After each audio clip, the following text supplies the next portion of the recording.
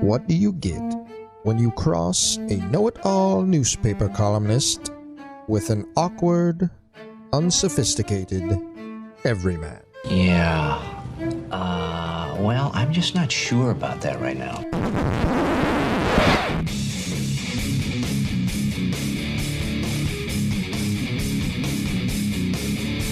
Welcome to Couch and the Roo.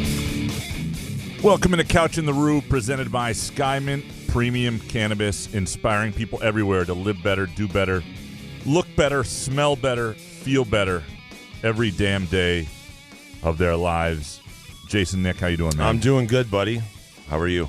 I'm great. Just coming off a lunch at Midtown Brewing Company. Oh, cool. Yeah. Thanks for the invite. Yeah, sorry. Thanks for bringing stuff. Yeah, I didn't do either one of those things. Yeah. But it was a fantastic meal with a colleague, and I can't tell you this menu is outstanding. 402 South Washington Avenue, and it is, really good stuff. Really good stuff. I haven't had a bad meal there, so. And even if you did, you wouldn't say it. I wouldn't say it. Right. So I'd lie to you about it. But this was honestly good. He's telling the truth. Yeah, absolutely fantastic. And had to lay off the beer because I was coming in to do a show. Why? Yeah, wanted to. Should drink. We're going to dig into our hot takes and yours here, Jason. And from what I got a text earlier from you today. Yes. It made me sound like you had really sophisticated, nuanced hot takes. No, I'm going to preface these with I didn't watch 1 minute of sports this weekend. We were out of town, and I honestly didn't catch anything. It was not on purpose. We just were not around to watch anything. Okay. So these takes are going to suck. So do you want to go first then? I don't know. You should probably go first. Why don't you go first? Friday's going, Friday people want to hear about the Michigan State football team on Friday, Today's Monday. I know, but they want to hear about the team now. Graham Couch. All right, I'm going to say it right now. Anthony Russo is the starter Friday. That's all I got. Where are you getting that from? I have sources. Okay. Close to the vest, sources that have told me that Anthony Russo is the starter Friday against Northwestern. I think football is back. I think we will know tomorrow. Tomorrow? At Mel Tucker's press conference. So we'll get into All right. It's look, they can play it close to the vest, trying not to let anybody know so that Northwestern doesn't know, so you have to prepare for two different styles, which might make some sense. But I think once players have been told and it's going to leak. And I do think Mel Tucker is going to say it tomorrow. That's my gut. He's going to say who they're starting tomorrow at quarterback. Because I don't think, or he'll at least be very honest that they made a decision and they're trying to keep it from Northwestern. Will he give initials at least? Is it AR? I don't know. Is it beneficial to name the starter on a Tuesday presser, though? Or to hold it close to the vest on Friday and then just Anthony Russo comes out with the first team? Yeah. See, I just don't know. I wouldn't name it. I mean, I understand the idea that these are two very different types of quarterbacks, and to some degree, one guy you have to prepare for his legs a little more than another. Yeah. And so you want Northwestern to have to prepare for two guys. These two programs have played each other a ton. I know with a little bit different regimes, some different assistants even at Northwestern now. They're going to prepare for both quarterbacks because they might see both quarterbacks. And I think it gives your team an idea, and the team will know anyway, but it says to the guy that you're willing to say, this is our guy. It says to the court, we have confidence in you. We told you you're the guy. We're making that announcement. You're our guy. Everybody get on board. Like if you read the quotes from Hunter Johnson, who's the Northwestern quarterback, and they came out pretty early with him winning the job, and I have not to this point in his career been a big fan of him as a player. But you read some of the stuff it's done for them in terms of not just bonding, but sort of confidence within, this is the guy, we're going to, I think there's some advantages to it. I don't know if it's. I was reading the tea leaves, and I think Anthony Russo tea leaves. Okay. is the starter on Friday. All right. Hot take number one. Yeah. Yeah, I think we might, they know who's going to be the starter. But you don't know. They told me. They told you? Sources, I mean. I'm surprised you're not in Mel Tucker's office right before the show. I'm surprised as well. That would be weird. It would be. Run his Instagram account. It would be a little bizarre. No, I am looking forward to this. I think this game is ideal a measuring stick game as Michigan State could have this particular team. I do not like, and I've said this before, I don't like conference games as openers. I think it's unnatural for the crescendo of a season. I think it makes it weird when you then play non-conference games in weeks 2 or 3 or whenever that is to step back out of conference play.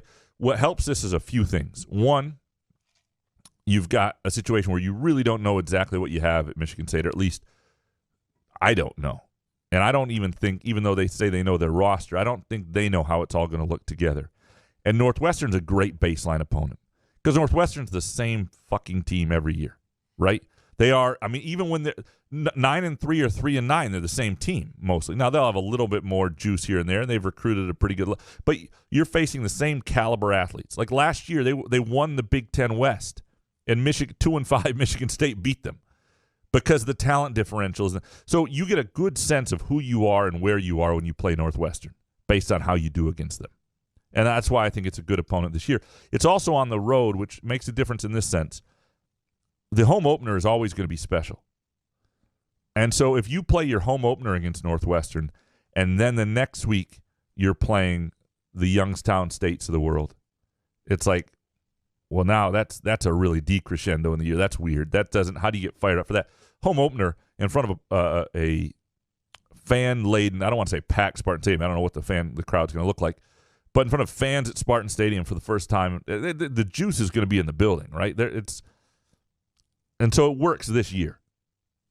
If they keep doing this, which I think they're going to do, although I'll say this, with the new alliance, with the ACC and Pac-12, that could change some scheduling things, and I wouldn't mind if that got rid of these conference games at the beginning of the year. I think you hate them that much.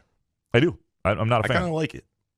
I will say there's a lot of Friday night game. Look, it makes Michigan State Northwestern. It makes it important. It's not like you're opening up against Ohio State or anything. Well, somebody is. Minnesota is. Well, I feel bad for them. And that's the thing. It makes it an important game too early. To me, you don't have preseason games in college football. You ought to have a game that isn't quite as consequential. And so to me, that's why I don't love them. And but look, it's going to be fun. This whole week's going to be fun. Thursday night games, Friday night games. The beauty of Michigan State playing on Friday night is Saturday you get to sit around and watch college football, especially since the English Premier League is on an international break this week. So, oh no. Well, I'm saying if like Chelsea was playing Liverpool again at 12:30, I'd miss all the noon games. So you'd watch soccer over. All right, that brings me and wow. We're going to talk a lot of MSU football today, but that brings me to my first hot take. And briefly before I do, I also want to let you know Skymint has a really cool giveaway thing on Instagram right now, a giveaway for a tailgating package, right? It's the perfect full tailgating setup. Comes with a lot of cool stuff. Comes with, a cornhole set, all that good stuff. To be in the running for it, go to Instagram, go to Skymint Cannabis on Instagram, like the post, tag a friend below, and then text JOIN to 313-681-5561. And that's for a bonus entry and to stay up to date on all things at Skymint. Look, all the directions are there. It's very easy to do. It's a really cool set. Skymint's doing some cool stuff this fall. This is their tailgating giveaway to kick off the season. The drawing is going to be on September 8th. So very cool stuff. Go to Skymint Cannabis on Instagram. What was that phone number again? Like anybody's going to write that down? Write it down right now. Get a pen, paper. 303-947-8479. Honey, where's my pen? Yeah. Damn it, need a pen. Oh, crap. I'm not going to repeat it. Yep. This is live radio. There's no way to get enough. You can rewind. It's all right there on the post. It's Skymint Cannabis on Instagram. Okay, my first hot take. I am a football fan, huge football fan. I'm a huge college football fan. But you cannot, I watched Illinois, Nebraska, and I watched a lot of Premier League soccer this week. There were 52 points scored in Illinois, Nebraska.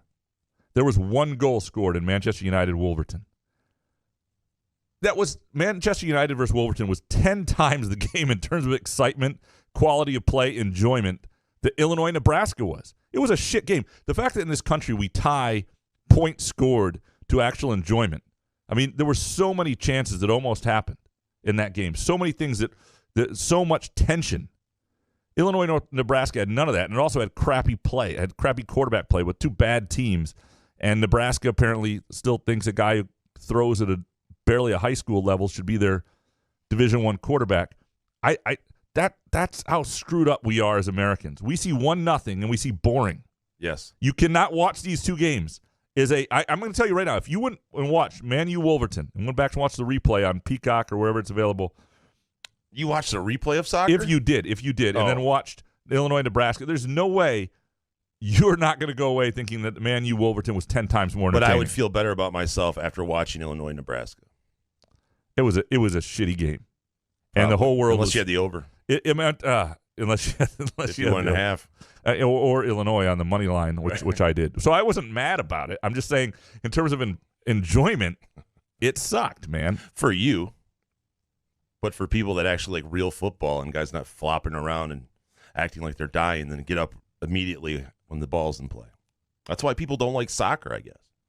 I mean, if you want to have fun with soccer, that's on you. That's great. But stop trying to get people to watch it. Illinois, Nebraska was bad football, though. Yes. It was awful. And why the Big Ten puts that out as the first game. This represents your league. And it just screws. They didn't know. It just screws Scott Frost over, too, because he's awful. Their team's awful.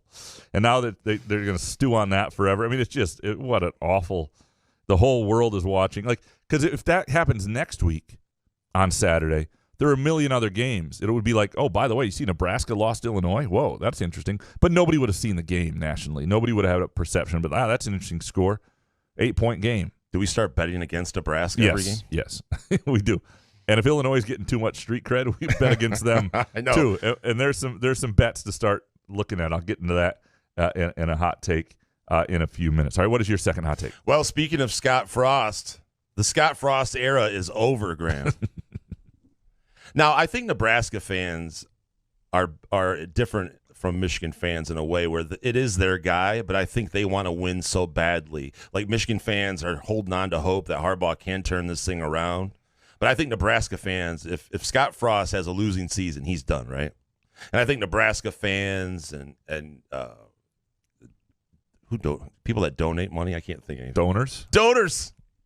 Timestamp that one. Right? Yeah. Donors, I think, will have no problem if Scott Frost exits as well. I think that's my hot take, I guess. Okay. No, I think you're there, and I think the problem for him, and look, you have to give him the year. You don't fire him. They're going to have to, the extension that the previous AD gave him. It's going to cost a lot. So the other thing is he's going to have to change quarterbacks. I think I don't know who else they have on that Martinez, roster. Heisman hopeful a couple years ago. Yeah, if you can't throw the ball, you can't play quarterback. This isn't the Veer. This isn't 1985 with Bo Schembechler here. Hit that portal. So anyway, you got to give him time to try and fix it this year. But at the end of it, and it was still the right hire at the time. He had great success at Central Florida. He's an alum, and you're trying to rekindle something. It was not a bad hire. Sometimes the right hire at the moment doesn't work out, and this might be one of those situations. What you can't do is hang on to it once you know he's the wrong hire. As soon as you make that decision that this isn't going anywhere, you have to make the move and move on to somebody else. Because I still believe Nebraska is a place that could win at a decent level, could win at a pretty high level. They just haven't been able to get the right person to make it happen. And they do have some disadvantages they didn't have in previous times. So I had not a great gambling weekend. I was a little annoyed at some of the Premier League teams that didn't show. Still, overall, was in the black there. Did your parlay hit? It did not hit. No. It did not hit because of West Ham did not perform adequately. Yeah. And by the way, if you're listening live, don't do a lot of live stuff here, but I did tweet this out from Dominic and his hot take, which we'll get to in a bit. But the Tigers game that starts at 1:30 today, Casey Mize was plus money today, and I'm not saying it's going to hit. It's baseball. Anything can happen. The Tigers did not use their better bullpen people yesterday either, so I kind of like the Tigers as an underdog today with Casey Mize on the mound against how many the Twins innings in a makeup call. Does Mize get? But what I'm saying is when they don't pitch Fulmer and they don't pitch many of their best dudes the day before, I'm good the next day. I'm not, with the bullpen not collapsing. I think this is a decent play. You may not win, but there's value in it. So I wanted to say that. Okay. I think there's value in some other picks. And look, I'm hitting on soccer. I hit on Portland at plus 436 last night in the MLS on a flyer to play Seattle at 10 o'clock at night. Plus 436. These soccer lines are strange. Great game. But I got another one that I think's worth sprinkling too. Mac Jones, Rookie of the Year, plus 1,200. Ooh. Plus 1,200. Like, there's too much. Sounds low. Yeah, think about the way the Rookie of the Year usually comes to be. And there's lots of stuff with guys who are taken ahead of him who have better odds. The Justin Fields of the world. Who's the number one pick? Fuck. Cockburn. Yes, him. Who's the number one pick from Clemson? Trevor Lawrence. Trevor Lawrence. Jesus. That's awful. But you couldn't remember donors. Don't bring me into this. Don't coach my team. So, Trevor Lawrence is going to be on an awful team, right? And I don't think he's going to look good, even though I think he's going to be a very good quarterback. Rookie of the Year goes to somebody who looks good and gets opportunity. If you watch the preseason game, Cam Newton looks like shit. Belichick's not going to stick with that guy. He looked like shit last year. Yeah, right. And Mac Jones looks the part. And he's going to be playing for a great coach on a bounce-back team that's going to be in the playoffs, I think. And, like, what does it take to get to be Rookie of the Year? If you're the starting quarterback and you have a good year as a rookie for a team that's in the playoffs, you're going to be in the mix. At plus 1,200, that's worth $50 to play 600. You know, that's like a good play. But Will Belichick, do you trust Belichick to make Mac Jones the starter at some point? Yes. Because he did run with Cam Newton. No, yesterday. Cam was all awful. Season long. Yeah, no, I do. I don't think it lasts more than a couple games, tops. Wow. I think by week 3, Mac, if he's not the starter at the beginning of the year, I think week 3. Speaking of gambling, 25-1 on the Pistons to make the playoffs. I like it. Me too. I mean, that's, might sprinkle on that one. Yeah, I mean, because again, you're looking at value. It's not whether it happens. It's got to be disposable income. Right. But it makes a really good play. And again, to take this to Michigan State, the line is dropping. It's down to like 3.5 some places. I still think there's value, even though the money line is plus whatever. But if you really want to play, and we'll get into this Wednesday, I think there's great opportunity with Michigan State teaser. You tease that up to around 10. You tease Ohio State down to around 7 with Minnesota on Thursday. I think you got yourself a nice little teaser. So you tease it to Michigan State plus 10? Plus 10. I like it. And you tease Ohio State down to about -7. Wow. It's a nice play. It plays about even money. Nice. That's not a bad play. That's one for Harry. Yeah, so we'll get into that. What is your third hot take? Well, of course, we know football is back, but guess who's back as well? Melting Moments, Graham. I know you'll be excited for this. After 7 years, Melting Moments is back, and football is back. First of all, where did Melting Moments go? I'd never heard about that. Yeah, it was a different so they're making the cookie sandwiches at Spartan Stadium? Absolutely, my friend. Shit. So you should know this. The LSJ tweeted it out. That's going to be 17 more pounds for me this fall. Because what happens is, you got to realize. So good. You can't say no to those. No, and my routine is a little, it speaks to my personality. So this is often my routine when I get to Spartan Stadium. I go in, I go put my bag down, get myself set up. I come back downstairs to the concourse, find the 50-50 people, get myself a 50-50 ticket because, why not? A little gambling, start the day. Of course. And then I go, usually on my way back, and I'm like, don't get an ice cream cookie sandwich. But I pass one of the stations. And it's only 650 calories. If you make it a meal, it's just like a really, really healthy meal at Applebee's. And it's just not that bad. That's a way to look at it. Yeah. And so the problem is I'll then have 2 hot dogs as well. But, yeah, if it's Melting Moments is back, too. I thought the dairy store, which I think did them before, I think it was the dairy store, did a nice job. But I love a Melting Moments cookie ice cream sandwich. Underrated, by the way, and I may have talked about this once before, DeLuca's Pizza. And if you're from Lansing, you probably know DeLuca's Pizza. Yeah. Great pizza. Absolutely. But they also have these monstrous ice cream cookie sandwiches in their freezer. And if you're waiting to get your pizza and you look over and it's just sitting there staring at you, one of these days, you can't get the pizza and the cookie sandwich. It'll kill you. It's Eventually. It's like the size of my head. But one of these days, I'm just going to say, keep the pizza. I'm taking the ice cream cookie sandwich. Okay, my third hot take. There was a tweet from a parent of an MSU student that sort of not eviscerated, but semi-shamed MSU students who were hanging out around the Harper's Hopcat area of the bar scene. And there were a few responses. A lot of people were like, look, they're students. This isn't a big deal. They're vaccinated. But there are a few people who got on there, God, how irresponsible. And I understand that some of them look like the professors are like, these kids are going to be in our classrooms, and I'm 60 and I'm worried. And those people should be allowed to teach online if they want this year. I have no problem with that. But the idea that anybody, and there were several people sort of shaming them, and there are a few people who weren't from the area who are trying to make it go viral. And to the credit of people, it didn't really go viral. I was keeping an eye, because if it did, I was going to write a column on it. But what do you expect from young people at this point? You told them they had to stay away. And I'm not going to give them credit either, because last year when they were unvaccinated and we didn't really know everything about the pandemic, they were still fucking lined up like idiots. So it's not like they got brighter. Kids are dumb. We know that. Everybody but Gavin Haas. Kids are dumb. Well, he's 15. He's 15. He has time. Yeah, right. But they're vaccinated. They've been away from each other forever. Time moves slow at that age. It's much different than even now. I mean, this is a point in their life they're never going to get back. You told them they had to be vaccinated to be there.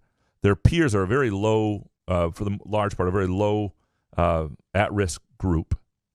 And what they were doing in the video was no more risky than sitting elbow to elbow at Spartan Stadium, which a lot of people are about to do and expect not to be shamed for.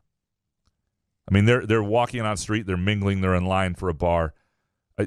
What do you think Spartan Stadium is going to look like down in the concourse? I mean, right. like I'm just saying, like, we have chosen this is what we're going to do. If we were all at home saying we're not going to games and we're not going to restaurants and we're not doing all that, then you could look at maybe then at young people who were vaccinated and say, still, if you could be a little more conscientious, it'd be great.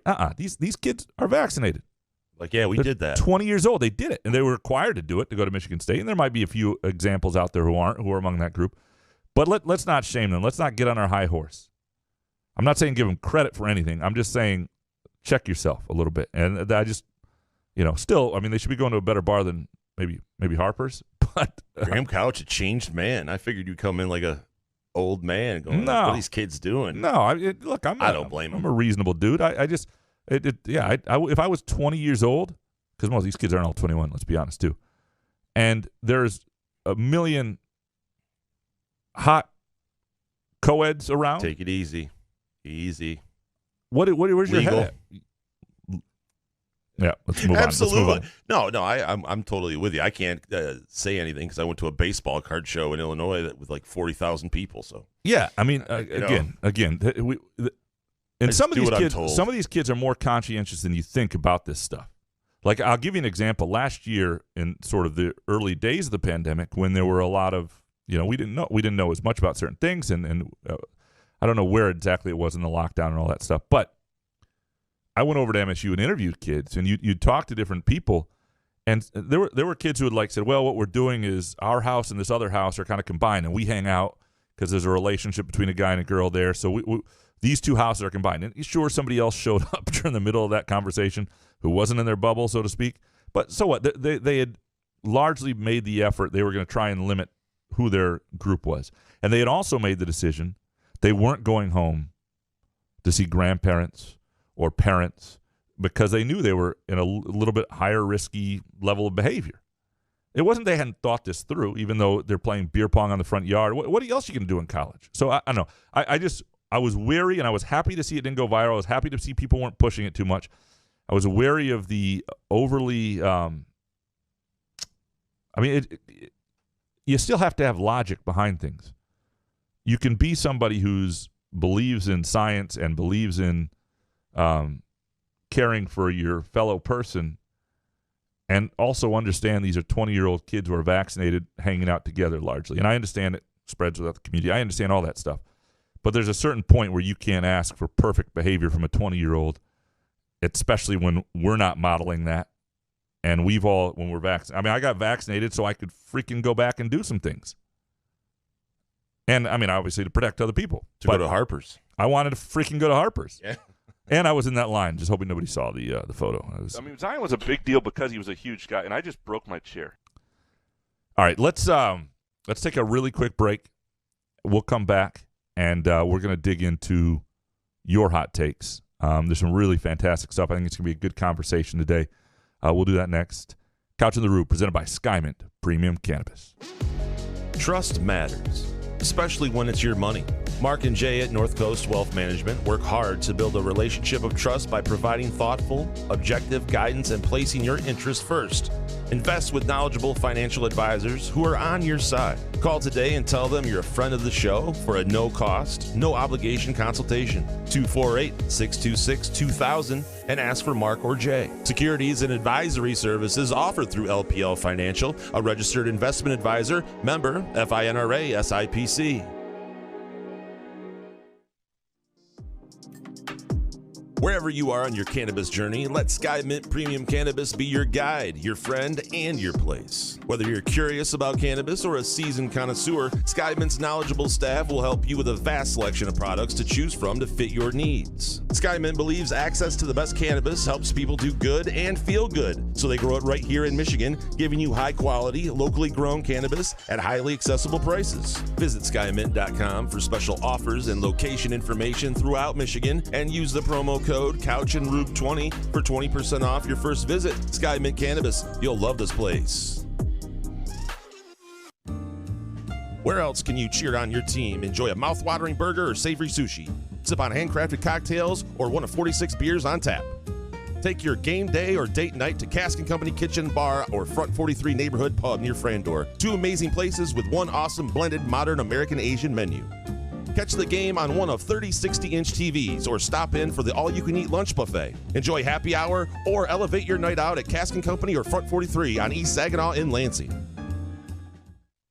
Come enjoy irresistible, award-winning, handcrafted donuts and locally roasted coffee at Groovy Donuts. Surprise your family or coworkers with special holiday designs and flavors, or put the perfect finishing touch on an event with a custom order. Birthdays, weddings, gender reveals, our friends at Groovy Donuts are your answer. Experience the Groovy Donuts difference for yourself on Lake Lansing Road in East Lansing or in Williamston. Get more information or place an order at groovydonuts.com. Find Couch in the Rube podcasts on Spreaker, iTunes, iHeartRadio, Spotify, YouTube, Facebook, Google Podcasts, CastBox, and the Rube's favorite podcast addict.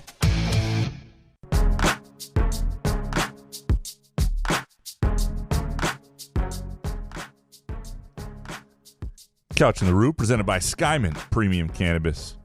Skymint locations throughout Michigan. Likely you live within half an hour of one, and 3 in the greater Lansing area. When you go to Skymint, and it's a place you can feel comfortable taking your grandmother, and she'll actually probably appreciate it. A lot of aches and pains can help Granny get rid of them, right? Absolutely. And Granny, Grandpa. Yeah.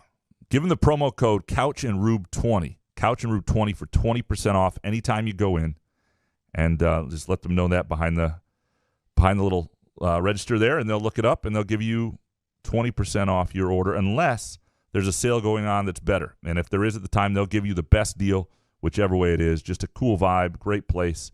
Let them guide you on your cannabis journey like they have myself and the Joe Ingles of weed over here, Jason Nick. Absolutely. All right, let's dig into these hot takes. Eric Schultz up first. Number 1, European soccer needs a salary cap. 2, the MSU-Nebraska game will determine whether it's a successful year or not. Can't lose to that team at home when the schedule is this brutal and expect good things to happen. And 3, Little League World Series umpires are ass. Congrats to the team from Michigan, though. It's a former Little League World Series umpire. Not World Series, Little League umpire. I resent that. I didn't actually watch it. I don't watch it. I mean, No international teams, though? Does that still count? Yeah, it's still right. They didn't have to play the Taiwan team from Taiwan that would have usually mopped the floor with the Americans. But yeah, no, it is cool. It is, I guess, right? Totally with you on European soccer needing a salary cap. Needs the balance. Need everybody to have a shot. I'm with you. All these Americans rooting for like Man City. I mean, fuck. Man City's a fun team to watch, but they're spending it. It's why do you care though? Like, why does it make you that mad? You should be happy people are watching soccer. More people watch soccer than any other sport in the world. Yeah. Okay. Okay. Right. In the world. Okay. Let's go to number 2 though. MSU-Nebraska game will determine whether it's a successful year or not. Can't lose to that team at home when the schedule is brutal and expect good things to happen.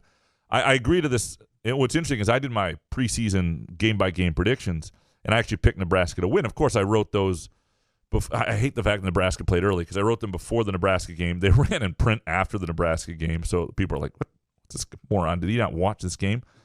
But I still think, Michigan State is going to be a team that's capable of upsetting people, but also very vulnerable every week. And that's what a middle-of-the-pack team is that I think is going to have some oomph on offense and some holes on defense. And what Nebraska evolves into, I don't think what we saw is the best of their year unless it's one of those things that spirals quickly and they fire Frost in week 3 because he loses the team and he Bobby Williams it or something, But unless that happens, I think they'll be competitive. And I don't think Michigan State's going to run over anybody this year. I think the only game that may be comfortable is the Youngstown State game. So I would not say they're going to I still think that's probably maybe a little more 60-40 MSU than I thought when I wrote those predictions based on what I saw. But I do. I think it could be a swing game for MSU season. Dominic up next. Number 1, Mize at plus money is the play today. Can't wait for him to get shelled live on the air when you read this too. 2, permission to go 2009 Graham on the OSU money line. Wait, this is a hot take. No permission needed. I'm fucking doing it. 3, I just know Graham bet on the Little League World Series. I don't bet on people who aren't old enough to curry sexual favor from their athletic achievements. That's just a rule of mine. That's one of my morals, my principles. Curry favor with sexual achievements. What I mean is, after the game? NFL player goes to the bar after a game. He's an NFL player. Well, these kids can go to school now and get laid. So teachers. Hey, I tell you what, you win a Little League World Series, those teachers are hot. I don't know what you remember about middle school, but the girls are like 6 feet taller than you. And they're not. You look like this bumbling moron in the hallways. How about the MILFs though? Little League World Series MILF hunter. Am I right? Not. We're not. No, this is too early in the show to be talking about that sort of stuff. Danimal, are we answering any of Dominic's questions? Yeah, we should answer. Sorry, Dominic. OSU money line, was it minus 675? Hold on. Give me 1 second. Let me see what that is.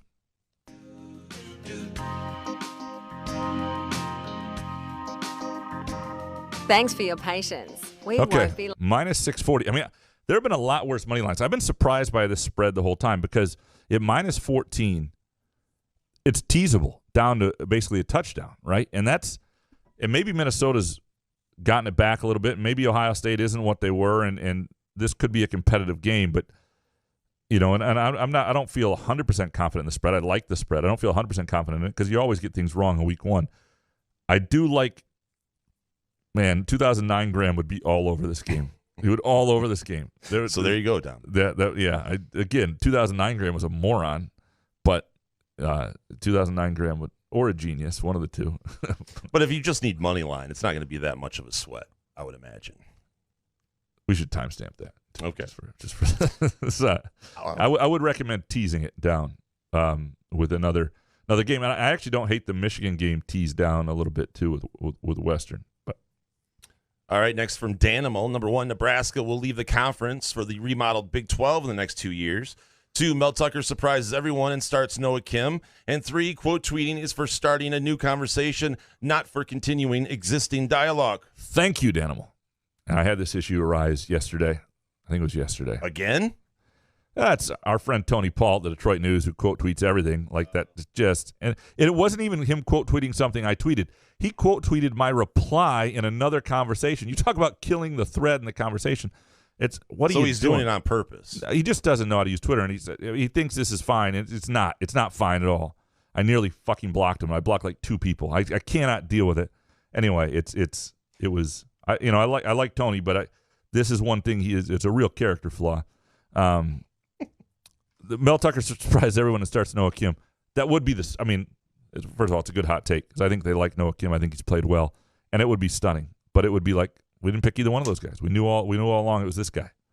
Don't think it's going to happen. The Nebraska to the Big 12 thing, the money will keep this from happening, and the fact that Oklahoma's no longer there either because that was the rival. But I'm sure there are segments within that fan base and even within that school that are like, that would be a good fit. That would be a better fit. But they need. I mean, they're a nothing program right now. You keep being a nothing program, and you go down there and it doesn't work, and then you're in a program without money and you got nothing. That's a problem. All right, maybe me be up next. I don't know how to say this show. Mayor of Easttown. Yep. On HBO is the TV show that can bring Jason and Graham together. Jason, the first episode is a little slow moving, but picks up. 2, naked Kate Winslet, scene number 1 in all her glory, is balm for the soul. She's like 50 now, though. 3, Jason was on the edge of the cultural zeitgeist with Football is Back. It's vague enough to appeal to any fan and so cheery that it makes me smile every time I hear it. Thank you, Jason. You're welcome. First of all, I mean, you go back to Titanic with Kate Winslet. She's not 50. She's like our age, dude. That was like 1999, though. She was like 19 when she did that movie. All right, so she's 40-something. How old do you think we are? I'm 42. No one wants to see me naked. Well, that's a whole different issue. Right. Nobody wants to see you naked. Well, I haven't seen Kate Winslet. I mean, we all age. Yeah, I wouldn't turn it down. I'm just saying it wouldn't get me to watch the show. It will get me to watch it. I'll probably watch this show by 4 o'clock today. With your pants on or off? Elizabeth's home, so it'll be so on. No, it is, but it is one of the more Titanic when she, the sex scene in the car with the palm print and then the painting. Those are very sensual. Oh my God! Great Kate Winslet scenes of all time. All right, Gavin Haas up next. Number 1, nothing makes me happier than seeing college football on my screen all Saturday. 2, school is ass. It interrupts the most important thing in life. This show. 3, I'm not ready for school. I mean, how dumb is it that you have to get up at 5:30 just to be on a bus at 6:40 and then have geometry at 7:40 in the morning? I'm getting nauseous just thinking about it. So there are times where I want to be back and I want to be 15 again and redo certain things, and there are times that I don't. And geometry at 7:40 in the morning doesn't sound great.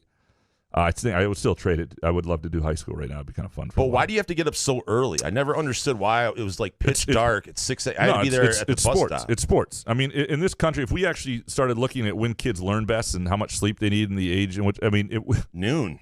Well, they should. It should be geometry at noon. School should be like 9 to 4:30. The problem is when to sports practice. I mean, that would be the school board meeting that would go crazy. But figure it out. Yeah, they should. Dump high school sports and noon to 4. Do it school. at night. Do it whatever. Noon to 4 is school. Then you go home. No homework. Lydia Tripp up next. Number 1, walking boot due to a high ankle. By the way, hold on, real quick. I love him for number 2. I hope you're just kidding with us though, Kevin. What's that? This is the most important thing in life. No, he's right. School's ass. No, number 2. Well, that part's right. Yeah. That this show is the most important thing in life. Yeah, he's probably right about that. He's 15. That's true. He true. hasn't seen anything yet. That's true. At 15, I didn't have a lot going on. I mean, a I Friday would night. love this show too. Yeah, I would have. I've been the same kid as Gavin. Yeah, me too. A Friday night, up in my parents' room watching the extra TV, watching some like MSU hockey on cable access. That was real popular. Pornhub. Lydia Tripp. You would have had. You know how slow porn would have been in 1995. Oh, I don't even think we. I don't even using the same years. Okay. I don't think we had a computer yet with the internet in 1995. Dude, it was magazines. Yeah. Lydia Tripp with this one. Number 1, walking boot due to a high ankle sprain will keep me out for the Northwestern and Youngstown state games. I'll be viewing them from my couch. 2, so are we. We are likely to have to play a Nebraska team with a coach fighting for his job. Probably not great for MSU. And 3, a high ankle sprain. We're back to this. High ankle sprain is a shitty injury. Doctor says he'll reevaluate in 2 weeks. I'll figure it out. I'll be in a boot till October. Frown face. Kids get shook up when they see their parent get injured. This isn't my first or last injury, but it is the first one my kid has watched happen. I'm curious how it happened and how traumatic it was. It's not great. And Lydia, she said it's not her last. Like she's foreshadowing that she's going to get injured again. Lydia, be careful. Be careful. This is not my last injury. Yeah, well, I hope you don't miss too much. Like the one good thing about a walking boot is you can walk and you can get around to some degree. That's good advice. Thank you. That's good advice. Medicine is really my thing. I've never had a high ankle sprain. I have several really nasty like lower. We'd have to find your high ankle somewhere in there, man. Don't worry about it. To the point on Nebraska coach fighting for his job, though, I think those sort of seasons go one or two ways. It depends what the locker room is with him. If the kids are also fighting with him, then that becomes a dangerous team. If it becomes us against the world, but if he loses them or this whole thing, and it can go by the time they play MSU, things could really be off the rails. And I believe they play Oklahoma a week earlier, if I'm right, and that could be really nasty for them. Jim Harden up next. Number 1, MSU wins 7 games. Number 8 in a bowl game. 2, Paul Meyerberg of the USA Today should never be allowed to write another article on college football. 3, MSU actually has a rushing touchdown by a running back this year. And bonus, football is back. Back, footballers. So Paul Meyerberg is the one who wrote the piece that Michigan State was like a bottom 5 or 10, whatever it was, team this year. And it's an ass opinion. Look, he's in the company. I like Paul. It's a lazy take. It's a page view take. Which is weird because they put it behind a subscription wall. I'm not going to. I've always said I would be best running the show, and I've been on some calls about certain decisions. But if you're going to do a thing that gets people, that's an eye grabber, people aren't going to subscribe to hear their school's the worst. Oh, that's a good reason to get a USA Today subscription. Some asshole says we're the worst in the country. But we talked about it last week. Michigan fans might, though. If it were the other way around, Michigan State fans might log in and subscribe. You're banking on a few spiteful folks. David Jackson up next. Number 1, all this analysis on MSU is just noise. If MSU is good at quarterback and offensive line, they'll win 8 games. The rest is details. 2, of the 8 position players, 1 Tiger rookie will be in the starting lineup on opening day 2022. Whoa. 2 will start by Memorial Day. Riley Green. 3, Marcus Bingham is now a 7-footer. He will be one of the best 3 centers in the Big Ten on the Big Ten this season, and a big reason MSU finishes in the top 3 in the league. I mean, they need him to be a good player. I mean, that's a position they did not really upgrade in the offseason in terms of other outside personnel, and they're counting on development. And for him, this is it. So yeah, absolutely. The thing about best 3 in the Big Ten. I'm looking around the Big Ten, and Penn State is, I think would go in as a better player, but there are a lot of guys who are, and obviously Kofi is up Cockburn. there. So, and I'd have to look around the rest of the league. The kid from the Rutgers transferred out west. Michigan's got Hunter Dickinson, so that's 3 ahead of Bingham. So he's going to be better than one of those 3 guys. And I'm not saying he doesn't have the ability. There are things based on his frame and his skill set that he could pass. Maybe hard. I don't know. It's going to be tough for him to get there just based on what we've seen. Spartan 18770 up next. Number 1, the outcome of the Michigan State-Miami game will be heavily affected by this week's Bama-Miami game. Who knows if King will survive that Tide defense? 2, Jordan Simmons will be the leading rusher in Friday's game. And 3, 20% of Spartan starters in Friday's game will not be the starters after October. Extra take, Graham writes a story last week that the football team's success will depend on injuries. Wow, Graham. Are you sure that you want to die on that hill? What's next? Water's wet, summer's hot, sex feels good? Re-up my LSJ subscription now. Still appreciate you, Graham. Well, yeah, I mean, it's not – I wouldn't say it was a out-of-the-box take. But the point – what I was trying to say was this is not what I don't think is going to be a deep team. And so injuries will affect this team more than some others. And so, I think they might be good against Northwestern, and I think they might have a chance to win that game. I'm not sure this is a team that's going to have a chance to beat decent teams in November because I just don't know if I think there are a few positions where they'll be in real trouble if they have to rely on depth. So that was my point of that. But the bottom line is I could see that game going one way or the other. Jordan Simmons, like we never talk about Jordan Simmons like a number 1 back. You talk about Elijah Collins, a lot of Kenneth Walker. But Simmons, in every drill I've seen this spring, has been in the top 2. So he's always ahead of one of those 2 guys. And I think he will play a ton this year. I think he's the best guy they have at just foot in the ground and go. And I like your number 1 too. I do think Miami's got, like, if you remember a couple years ago when Michigan State plays Ohio State, and that year that D'Antonio thought he had a squad, 2019. Right? Am I in the right year? Yeah. And they're competitive with Ohio State for like a quarter and a half, and wheels fall off because they got one defensive guy at corner who wasn't strong enough, and other guys were trying to do too much. But that game sort of killed the spirit of Michigan State team because it told them where they were. It told them they weren't as good as Ohio State. If that game was played in November, I don't think the Wisconsin game right after that, where they lost like 38-0, happens. They had their spirit crushed. The thing about Miami is touted to be a really good team this year. The over-under on wins is 9.5. I have the under, by the way, because they usually disappoint. But if they lose to Bama badly and their spirit is crushed, that they are just not at that level, it'll be interesting to see where that season goes. What's the spread on that game? That's a great question. Hold on. I got it up right now. Hold on. Now. 18.5. Alabama at Miami. That's a big number. That's a big number. That's a stay away. Yeah, that's a total stay away. Even teasing that down to 11. I don't love it. I don't love it. Now, 2009 Graham would take Alabama minus 1,050 on the money line. 2009 Jason would take your money and lose it, and then never see you again. Oh yeah, absolutely. Lucas up next with these three. Number 1, the line is down to -3 for Northwestern. We're going to win. 2, I am dropping $7K on a whole new HVAC system this week. Fun. 3, playing paintball for the first time in 15 years this Saturday. Have you two ever played? And bonus, yes, I knew how The Sopranos ended, not exactly where. It still stunned me. Stunned you or shocked you how bad it was? I didn't think it was horrible. What made you think? It was ass. It wasn't great.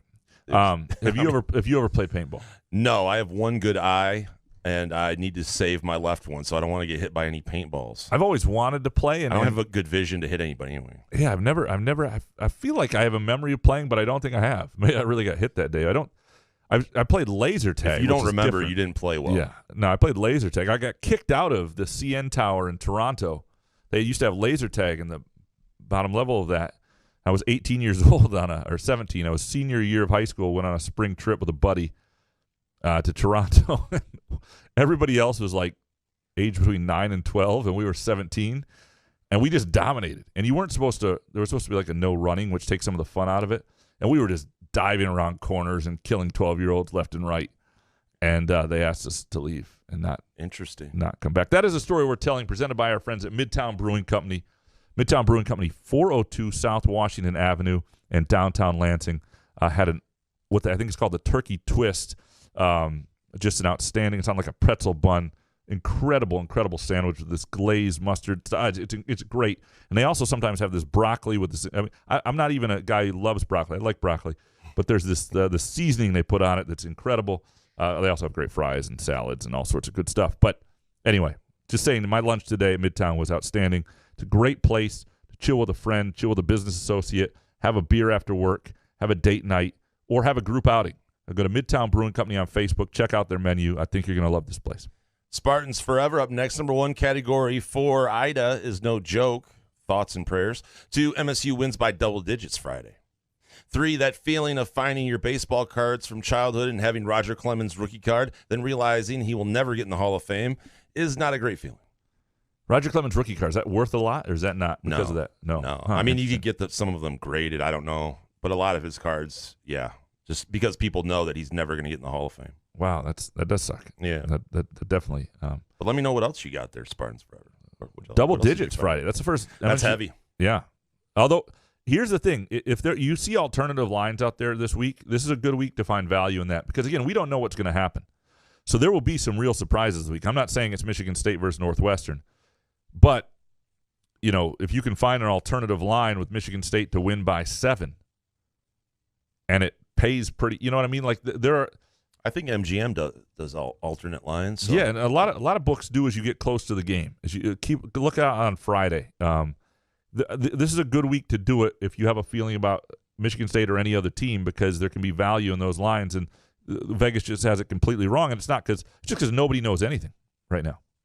That's the best time. Kurt Wisniewski up next. Number 1, the starting running back from Michigan State will have 700 yards by the Michigan game. Wow. 2, Michael Fletcher will lead the team in sacks. I could see that. And 3, MSU 31, Northwestern 16. Again, the alternative line. Take it if you feel that way. If you feel that way, jump on an alternative line. It's a lot of offense. Make some extra. I don't know. I think Michigan State's offense will be all right. And look, there are reasons to think that score could happen.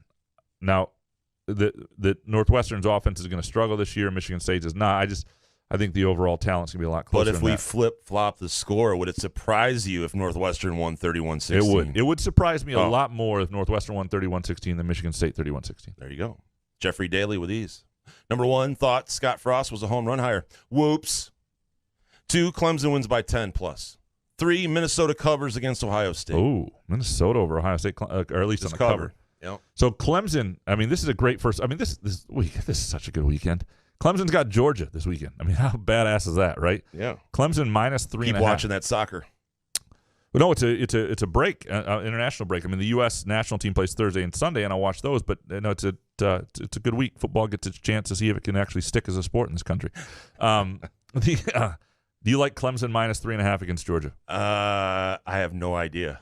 I know. Yes, I really have no idea on these games. Either do I. I have no idea. I wouldn't touch that just because I don't know. But if you've got a feel, Saturday I will.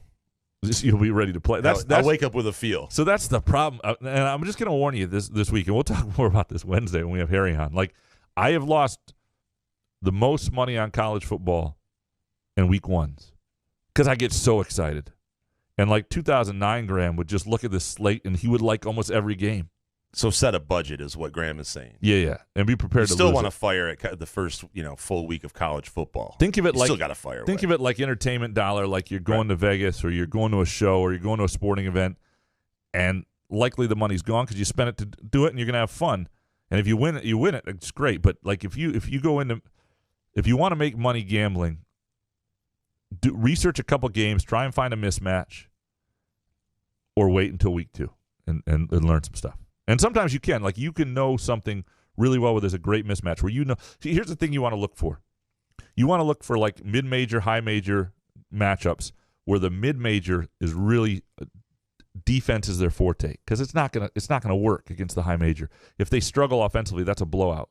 If they're a team that can put up some points, if their strength is offense, that can be dangerous. They can lose, like, 40-30 or something, and you don't cover a double-digit spread, but if you want to look, you can find certain teams, first-year quarterbacks with issues. Like, you can find their gems out there, and we'll try and find them for Wednesday. And as we go through, we're going to do our picks for this week, and we'll have you do your picks. It'll be fun. Nick Palmer up next, number 1. Remember when Adrian Martinez was a dark horse Heisman candidate? That was a fun one. 2, fantasy football drafts have to be done Labor Day weekend, given the injury situation. And 3, football is back. Here's to unproductive weekends. Absolutely. Except cider mill for Graham. Yeah, these guys. Cider mill and soccer. So you said, did you have? I had a fantasy football draft Saturday, and you drafted Dobbins. J.K. Dobbins, and Towards thoughts and prayers. But Jesus, already lost to running back. No, there's a really good argument to do it at least after the preseason. It's hard when we have 12 guys, half that are p-whipped, and they have kids and they have to do certain shit. Well, this league has been going on for 15 years, so it's like hard to get everybody together. So that's why we did it then. So could you put something in place? This is what I would want, where you can say, we're doing this draft early because this is when we can do it. If a guy is injured in the preseason, then you get a compensatory. I don't know how that works. It's just tough shit. Yeah, it happens to all of us at one point. I did get my fantasy league rules changed once because I thought too much emphasis was being put on the. Well, I did do that. Too much emphasis was being put on quarterback play, and then I never was competitive again. So that was a lesson that I was only winning because I had Peyton Manning in his prime. But the other thing I hated was when, like, if you're the higher seed and you're, I can hear the buzzer in my head. Like, we've gone too far on fantasy football. It's better than soccer. Yeah. Okay. So if you are in a playoff matchup late in the season in fantasy football, and you're the higher seed and your quarterback sits because that team has already won so many games they don't need it for the playoff, I believe the other team should have to sit their starting quarterback too. It's just not fair because you're not really – it's not the playoffs for the NFL. It's the playoffs for you, so they're not playing the same situation. Does that make any sense? Life isn't fair, Graham. Okay. Get a helmet. Ryan Schultz up next. 1, back football is. You want to try that one? Back football is? How'd I do?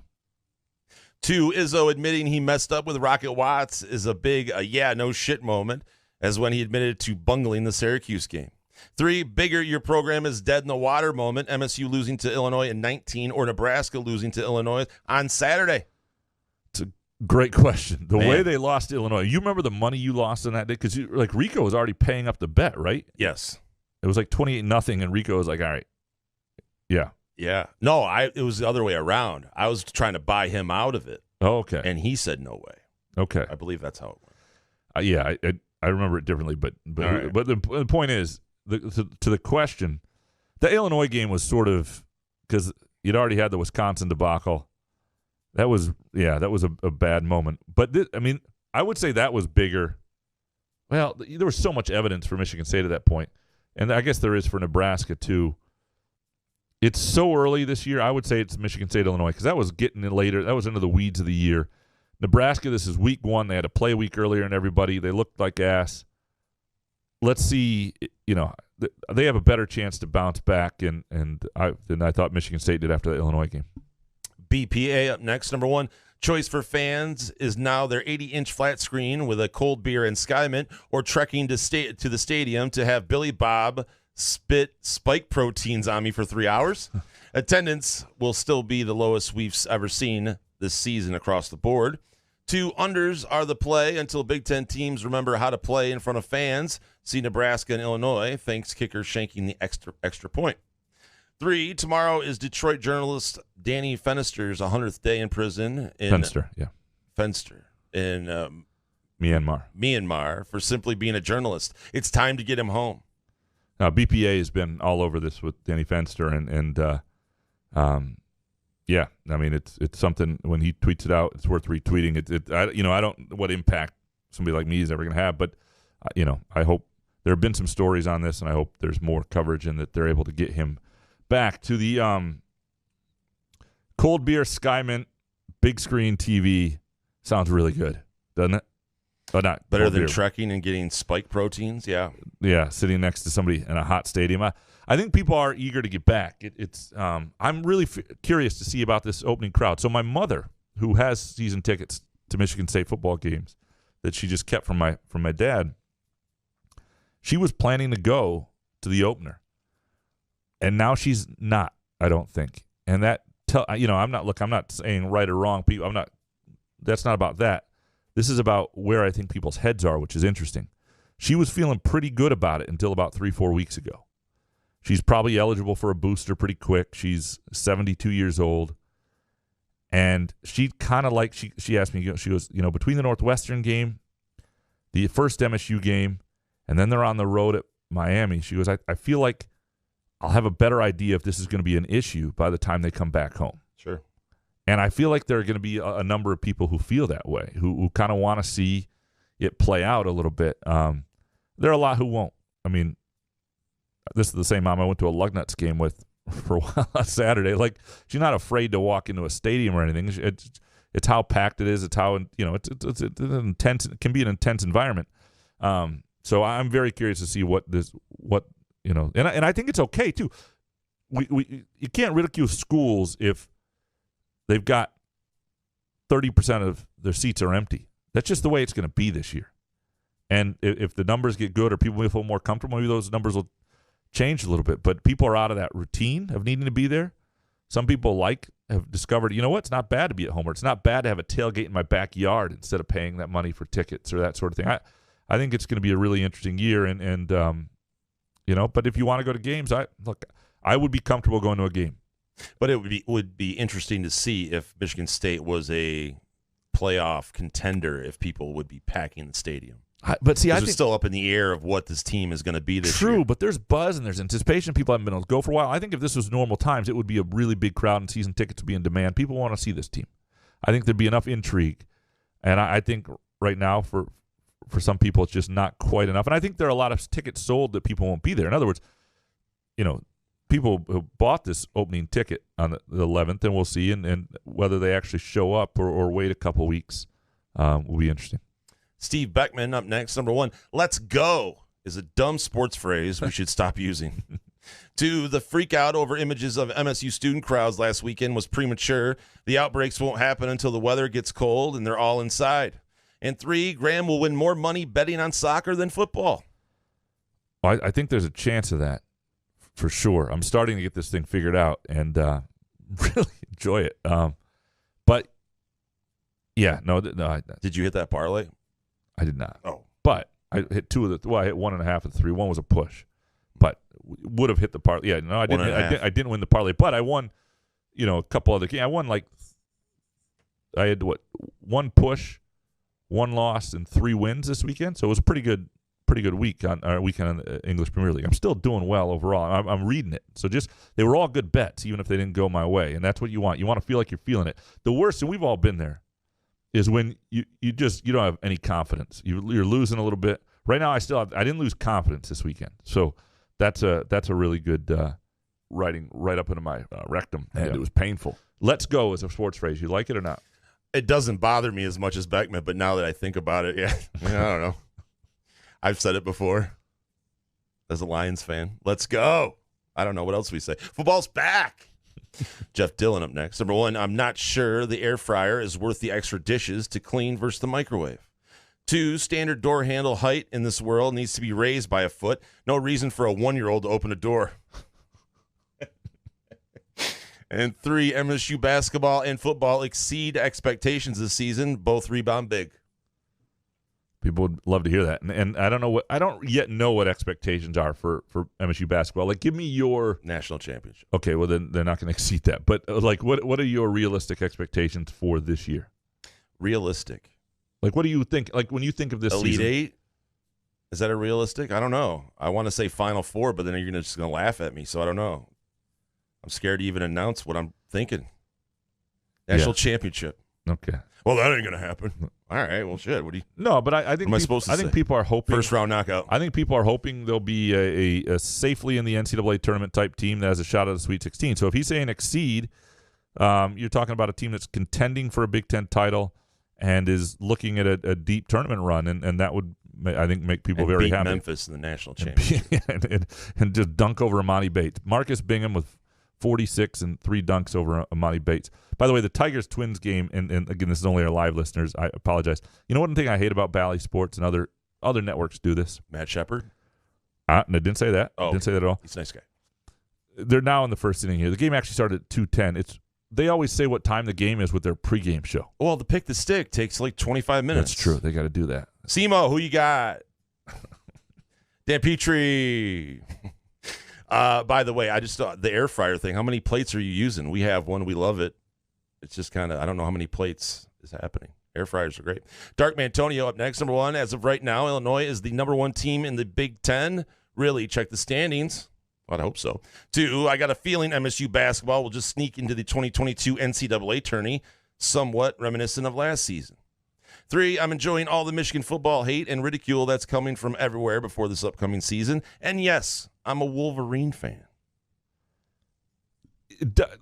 Appreciate you. Part of the I mean, to listen to this show and you're a Wolverine fan. Well, I think we're an interesting conversation. Right, but it's a lot of Michigan State talk. It is. I feel if you're a Michigan State fan, if you wanted to hear a bunch of Michigan guys. But if you want Kate Winslet talk, where else are you going to go? Right. Nude at 40. What is she? 45? You got to stop that, man. It's just not. It's fine. What are you talking about? We're all getting older. Jesus. She's still a beautiful woman. Okay. Yeah. Jeff? Okay. So no. I want to get into a couple of these things here. One, the idea that MSU will just sneak into the NCAA tourney, somewhat reminiscent of last season. I don't think the season will be reminiscent of last season, but it is true that you don't know when you're relying on a number of young players and new players how it'll all look. I think they'll be and how ready the young freshmen will be. I do think though there'll be a more cohesive group. I think you'll have better point guard play, and for that reason, I don't think they'll sneak into the tournament. And also for this reason, I don't think the Big Ten is going to be as tough. And even though that shouldn't, the NCAA tournament selection committee should be able to say, well, the Big Ten's a lot weaker, so finishing 5th in the Big Ten is the same as finishing 9th last year. They struggle with that nuanced analysis. So I don't think it's going to be, even if things aren't quite what people are hoping, I don't think it's going to be a sneak into the Big Ten. And to the Michigan thing, I get that. This feels like a year people are really doubting Michigan, and for good reason. And maybe that's something the program needed. Maybe that's healthy, and maybe that helps temper expectations. That if Michigan goes 9-3 this year, which would be a really good year, but I feel there are a lot of years where 9-3 just isn't enough for Michigan. I feel right now people would be pretty happy with that. Well, 9-3 if you beat Michigan State and Ohio State. You don't have to beat Ohio State. You got to look like you're taking steps toward it, though. That's the problem, and that's the problem. Is it's the end of the year. It's the lasting. It's what people remember. It's what how and people going into that program. game feeling like you have no shot as a Michigan fan. That's terrible. You want to look competitive against them, and I think people would settle for that right now.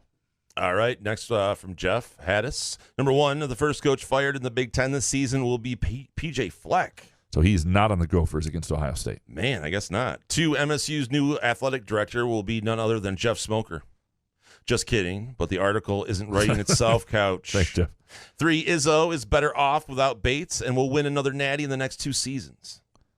I do think a year from now, the second year of this group has a chance to be a really good team. And a lot of people are getting nervous about the 2022 group. I see sort of murmurs about it, and I'm going to write a column about this in a bit because a couple things. One, if you look at the state of Michigan, now the best player is a top 50 kid, wound up at University of Michigan, but the next guy is down at like 130. Like, it's a bad year for the university for the state of Michigan in terms of basketball talent in the 2022 class. So, and Izzo has always been about fence around the state, so to speak, or around the area. He's going to be able to get transfers he needs, and that's going to be part of this new world. And I think people should know by now, certainly, that there are years that he doesn't have great recruiting classes, but puts together decent supplemental classes, and every other year they've still been really competitive and in the national conversation. I think 2 years from now they will be again with this group in its second year, and some of the other guys still around. I just do. And whether he wins a national title or not, I don't know. But I think they'll be a contender again, not this year, but next. Mark Gamachi up next. Number 1, Northwestern fans have always practiced social distancing at games. Get it? 2, MSU has a punt return for a touchdown this year. Whoa. What? That's a hot take. 3, MSU beats Michigan, sealing Jimmy's fate with a losing record versus Michigan State and also against the Buckeyes. Yeah, I mean, if Jim Harbaugh loses to both those teams this year, I don't see that he comes back. Do you? No. Right. I didn't think he would be back for this year. Yeah. I mean, that MSU game for Michigan will be bigger for Michigan than it will be for MSU, which is an interesting dynamic because it hasn't always been that way. But that's one of the things also that Mel Tucker winning last year did for him, is it buys you some time in that rivalry. Like, you continued what D'Antonio had kind of done with it, but also you've got the win. And, yeah, you'd like to win. You'd like to continue the dominance and really stick it to them if you're MSU. But if you're Mel Tucker and you lose that game, nobody's saying that Michigan owns you. You won last year. You know what I mean? It's still 1-1, and you're still building your program. Whereas Michigan, and again, you're probably changing coaches if you don't win that. Like, it's a bigger program deal for Michigan if they don't win that game this year. So that'll add an interesting dynamic to it. John Freeberg up next. Number 1, Tigers lose too many close games. 2, Nebraska's ass. 3, DeChambeau is a choker. Should have just used Freeberg's takes today. Yeah, you should steal somebody else's and we could not include them. It's a little plagiarism. Freeberg doesn't pay attention. He'd be like, wait a second. He just asked on Twitter, did you read my takes? We'll just say, yep. Yeah. Love you, Freeberg. Nebraska's not looking good. Tigers lose too many close games. My problem is when I rarely still bet against them, they lose too close. They need to lose by 1.5. But who's winning pick of the stick? Yeah, Jesus. I mean, I just need a small fry. DeChambeau, what happened with him? I saw that he was in a playoff, right? Yeah, people hate him again. Yeah, I wasn't paying any attention, but he's always a douche. Kevin from Rochester Hills. Number 1, Brett Bielema is a shitbag and will never win at Illinois. 2, Scott Frost is a better coach than freak boy Harbaugh, and Frost sucks. Should have taken these 2. 3, Lions preseason look great. Playoffs this year. And 1 bonus take, Bryson DeChambeau's a bitch. Wow. All right, let me see what happened with Bryson. I was following it for a little bit, the golf, and then I heard he's had Cantlay not move. Well, he lost in the playoff, I know. Yeah, it was by 3. I knew. Okay. Yeah. All right. Thanks for looking that up. Thanks. Alex James up next. Number 1. Real quick thing, though. Do you think this is the most realistic year of lack of hope for the Lions that you've seen from Lions fans in a long time? Yes. Because, I don't hear anybody thinking they're going to be good. I mean, Right. There is always that the wearing the Hawaii blue and silver. Shit, I can't remember it. Honolulu? Blue and I almost said gold. Fuck it. You know what I'm saying? Everybody's drinking the Kool-Aid and thinks, there's a possibility we make the playoffs. But this year, I think everybody's deflated. Yeah. It's like we can't really root for this team yet. No, it's and the gonna be hard. preseason didn't help. No. Where were we at? Alex James, I think. Alex James, number one. Scott Frost is as dead as Dave Bergman. He's dead? Dave Bergman's dead? We'll see if there's an account set up for Scott Frost. Shoot. 2, Brett Bielema's poor wife got crushed on Saturday night. 3, I trust Mel Tucker about as much as I trust Roy McAvoy in the 18th fairway with a 3-wood in his hand. Roy, he just misspelled it. Roy McAvoy. Oh, Roy McAvoy. Okay, sorry. Tin Cup, dude. Oh, yeah, sorry. Not Roy McElroy. That's a good point. I didn't. Of course, I read the whole thing. You wrote wrong. these out too. I didn't write them. I just pasted them and edited them. You typed them. Yeah, up. right. So he does not trust Mel Tucker. Brett Bielema crushed his wife. Like he rolled over on her, or you be talking like I don't do that. Brett Bielema doesn't look healthy. No, he does not, does he? Like right. Should we have an intervention? I mean, just saying. You get to a certain age, you need to be real careful with that stuff. Right. Look who's talking. But Dr. I'm trying. Couch. I'm trying, okay? Grob up next. Number 1, Nebraska defense has given up an average of 29.4 points per game over 3 years under Frost. 2, MSU talk on the quarterback rotation, but they gave up 35 points per game last year. Hope they are paying attention. And 3, always hire defensive coordinator as head coach, a.k.a. Saban and D'Antonio. I think you can hire either way. But you have to hire somebody with awareness where they're weak and who hires people who are strong where they're weak. And this is what Saban's done well on offense. D'Antonio struggled to do it. We'll see with Jay Johnson, with Tucker. But again, when one side of the ball is your thing, you got to have somebody on the other side, and you got to be willing to really hand it over to them. And I think that's just good. I don't think it matters, defense or offense. It's no. just you ask the coach coming in, like, are you willing to fire your coordinator guys if they're not performing well? That's not really in the interview. That's probably not. That's what I would ask. Okay. That's what you need to know. Don't be loyal. Bo McJunkins up next. Number 1, August has to be one of the longest months of the year. Summer is great, but the wait for football is ungodly long the last few weeks. Well, football's back. 2, if you can't use the technology, don't use the fucking self-checkout. The nice young man in lane 15 will help you bag your Metamucil, Martha. Love Bo. 3, if I could write executive orders, I would eliminate lottery purchases. All right, this guy's great. Lottery purchases at gas station cash registers between the hours of noon to 11:59 p.m. Needed to get these off my chest. 4, football is back, and college refs are ass. Bo's ready. Bo's ready for the season. Appreciate you, Bo. Yeah, good stuff, Bo. Lottery purchases, come on.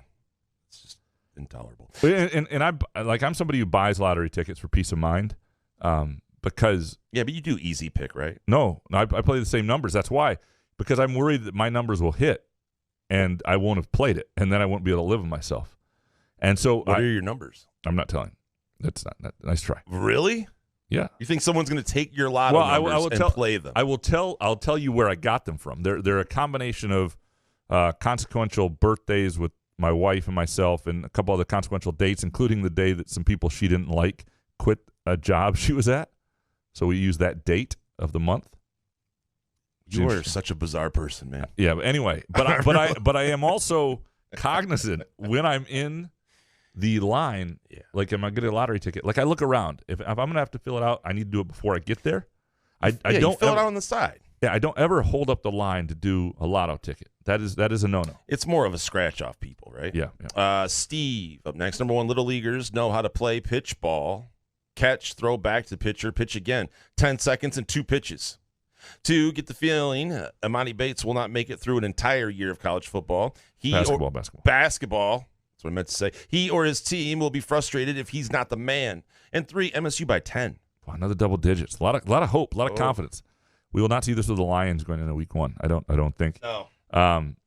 Yeah, no. We'll see with the Bates. I think if Bates plays to this perception and somehow doesn't make it through a season, I think that's a real red flag with him. I think he'd be wise to regardless stick it out for the year. I mean, I think I have no reason to. If he was the consensus number 1 player in the nation, I would be more disappointed that he didn't come to Michigan State. But a guy that's number 4, I know there's hype behind it, but I don't know. Let's see him play first, right? Well, yeah, and I don't think. Look, I don't.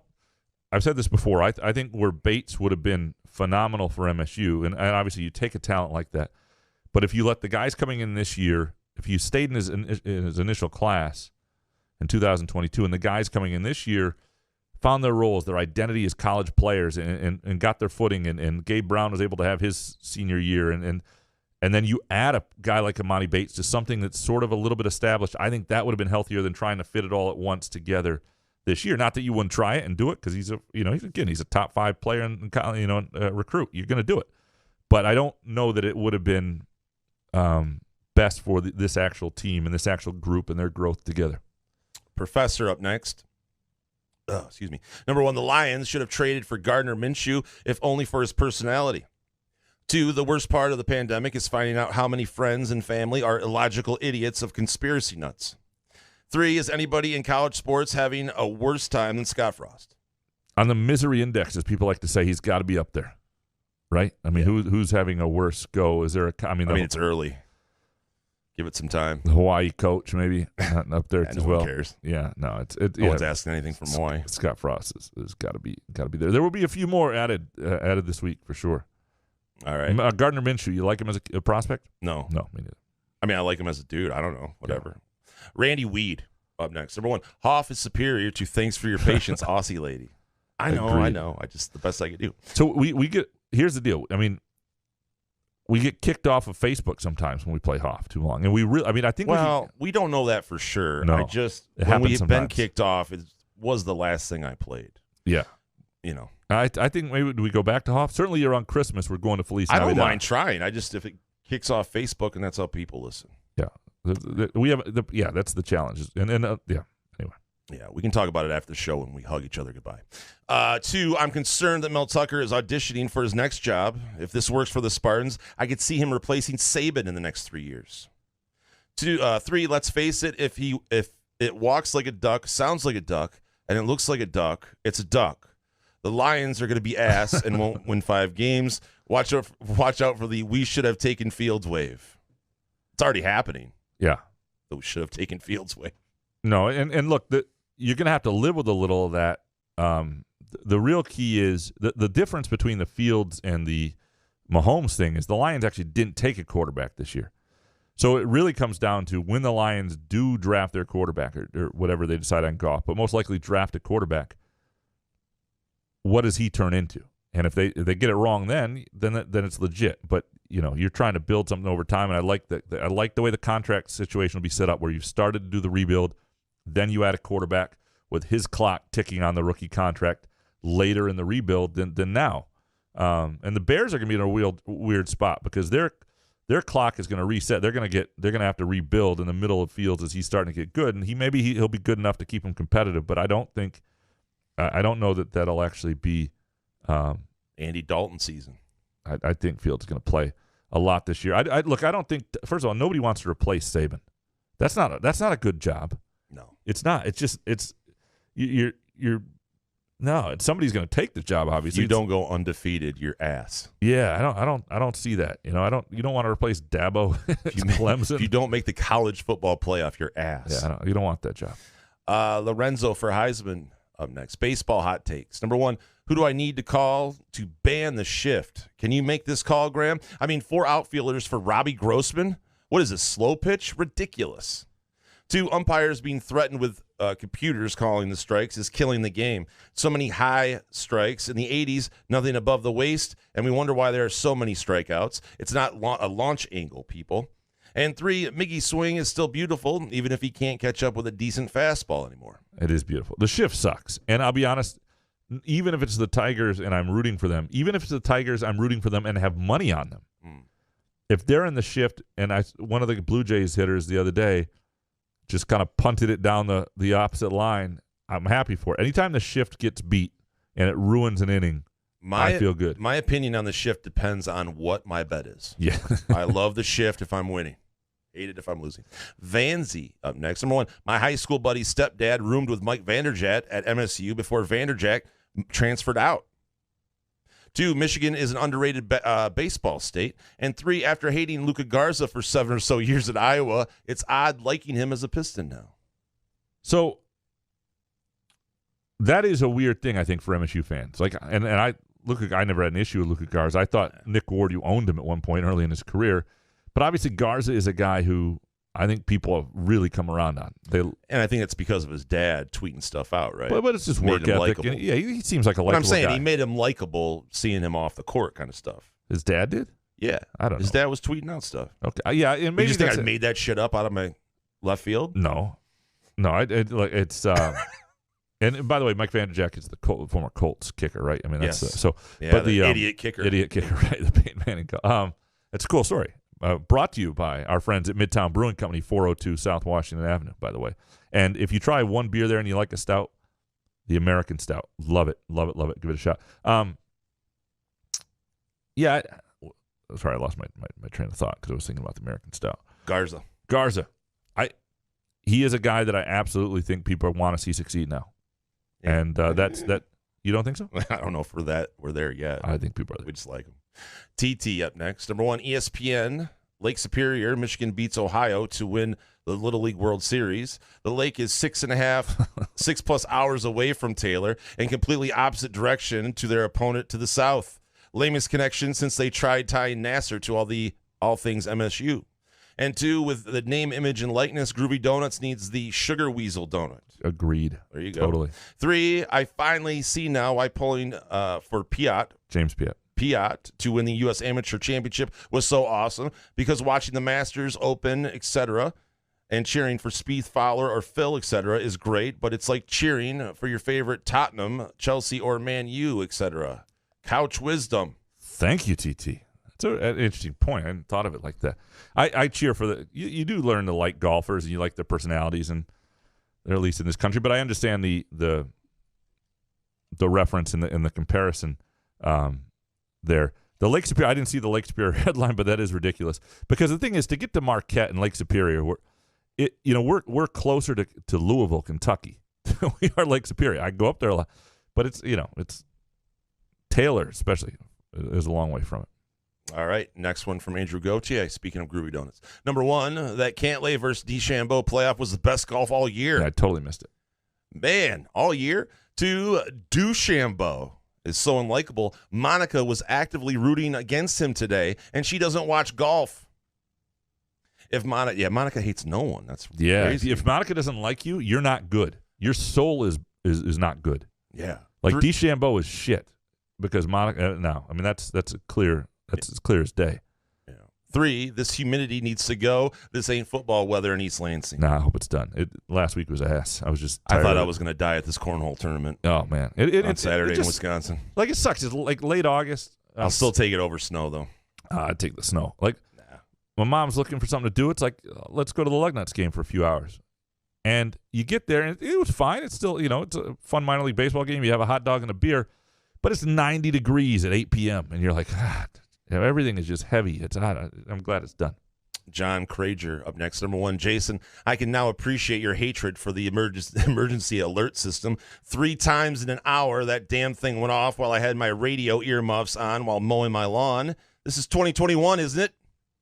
2, God bless the people that do power restoration for a living. However, our electrical infrastructure sucks balls. This is 2021, isn't it? And 3, Traverse City is a complete clusterfuck. No matter what day of the week it is, it should not take 20 minutes to drive 2.5 miles. This is 2021, isn't it? And it's not even that good. Like Traverse City's okay, but the M22, the Sutton's Bay, Leland, Northport. These are better places than Traverse. I don't understand why they have good pie though. You deal with Traverse City. I mean, Traverse City's okay, but it's not like if somebody said send me to a place in Michigan, I'm not sending you to Traverse City. Ovid, definitely Ovid. We'll have especially fun. For Milk Days. When's that festival? Is that over? Yeah, I don't know. You missed it? Yeah, probably. Oh, and yes, number 1, you're definitely right. Mr. Benjen up next. Number 1, ban all devices from flights. F the bastards who play their music, movie, and game noise in the air.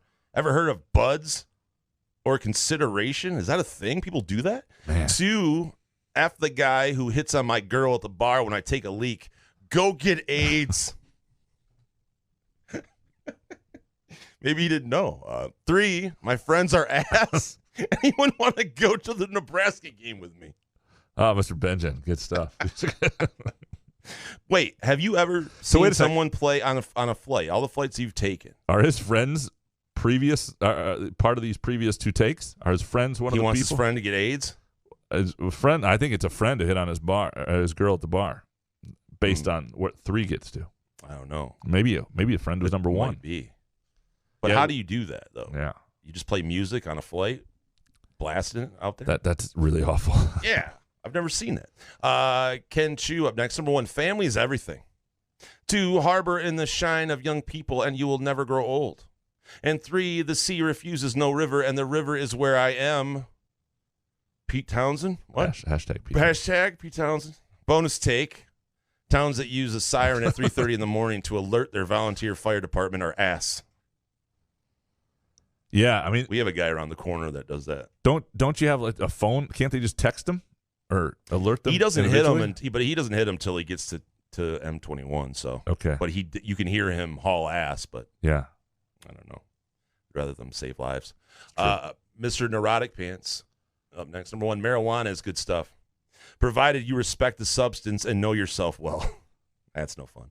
2, Graham's take that Michigan will want it more is off base. Any healthy state program will show up with guns loaded. And 3, Graham's gut instinct that MSU could upset Indiana seems arbitrary. Why? So I just don't trust Indiana as a program yet. I mean, do you trust Indiana football as a thing, as an entity? Yet the year Trust to year Tom is gonna be Allen, I good? think. Yeah, Tom I mean, Allen has and- proven himself a little bit. Could be totally wrong on this. I don't know that physically, and Indiana was a superior program and team, and it wasn't just the quarterback last year. I don't trust that their quarterback's going to be healthy. If he is, I think Indiana's going to win that game. But I just don't trust them as a program. And so when you're trying to pick a season, and seasons never go exactly as you predict them. That's why I get them wrong all the time. That seemed like a game where things could go Michigan State's way, and that seemed like I was trying to look for a game where, because I do think Michigan State's got more potential for upset this year, to pull upsets. They're also vulnerable to lose games they shouldn't lose. But because they're, I think, if they're healthy, I think their offense is going to be able to put up some points. I think they'll be in some games that maybe they wouldn't be otherwise. And Indiana as a team, as a program that I probably need to see another year from before I trust. Graham Stout up next. Number 1, I want each of you to know that Graham Stout will not miss an opportunity to lament his football travel struggles. A 3:30 p.m. kickoff when I have a deadline? You bet. No double reward points at the Des Moines Marriott? Indeed. Shoddy Wi-Fi in the press room? Oh, yes. Appreciate you. 2, this is where Fitzgerald gets it wrong. He has an embarrassment of riches to sell these recruits on. You got the practice facility on the lake and the beautiful view of the lake. A subscription to the Chicago Defender, where yours truly got his humble beginning, and the lake. 3, Graham Stout's hard-hitting, no-nonsense journalism was on full display this past week. Do I envision Noah Kim playing this year? No chance.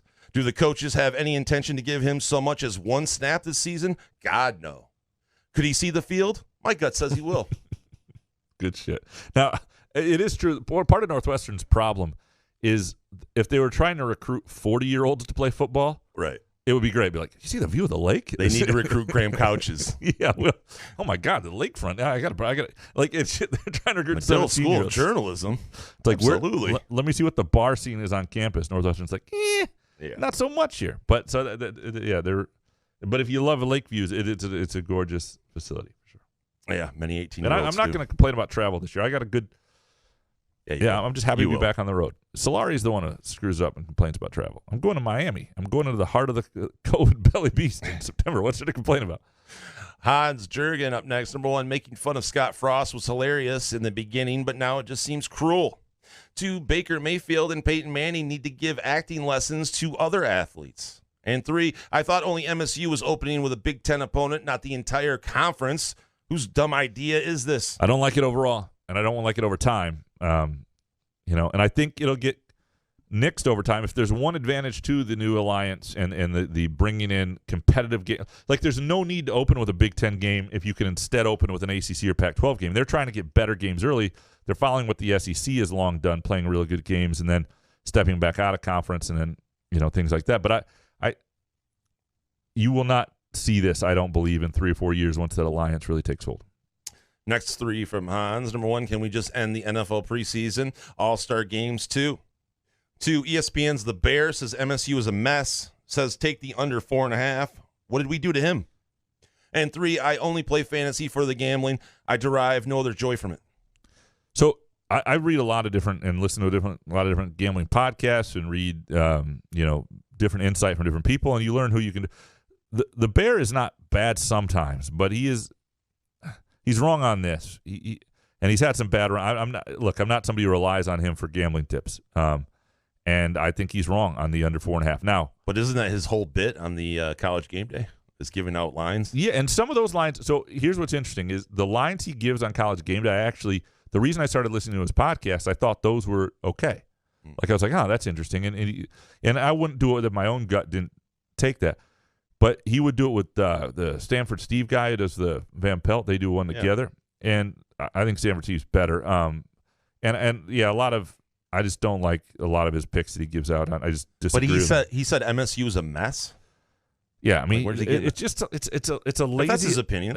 But it's a lazy opinion. I don't think he has any insight on that. I just don't. I don't think people are saying that. This could go horribly wrong for MSU, and they could be a lot worse than people think. But you have no way of thinking or knowing that yet. I haven't heard that from anyone else, so that's why it is kind of a weird take. Right?